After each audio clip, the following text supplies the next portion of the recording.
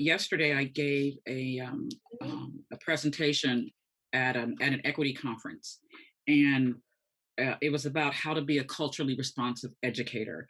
And one of the things I had to introduce to the teachers that were there, and this is all research based. And what was lovely is that Waldorf did it organically as part of who they are as an institution, meaning the Waldorf methodology for teaching and learning of the children.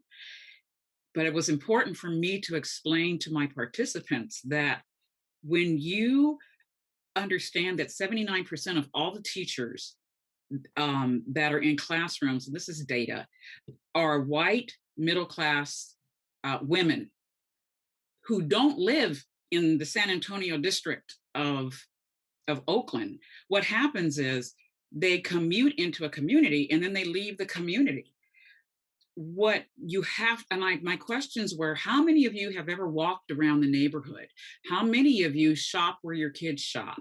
How many of you have taken the time before school starts to make a home visit so that you can introduce yourself to the parents even before you meet the children? Because you must, if you are going to become a culturally responsive educator, which means you are looking at every single child for who they are, the assets that they bring to you, and their rich cultural wealth, you have to go beyond driving to a parking lot, getting out of your car, going into your classroom and teaching, and then going home, because you must understand the cultural lens of all of your kids.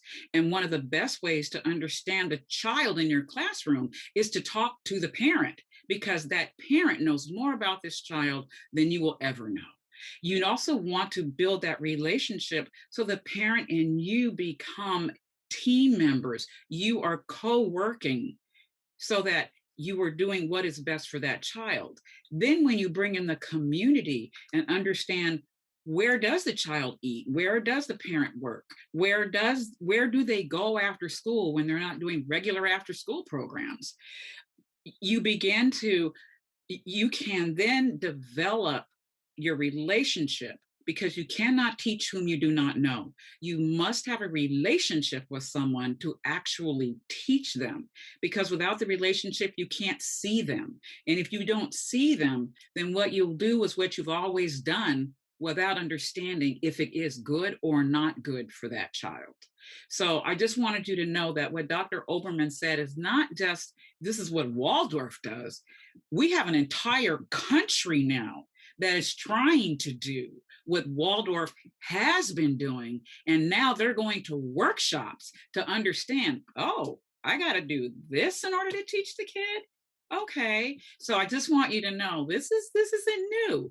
This has been thoroughly researched. So now we are bringing it into standard traditional public education.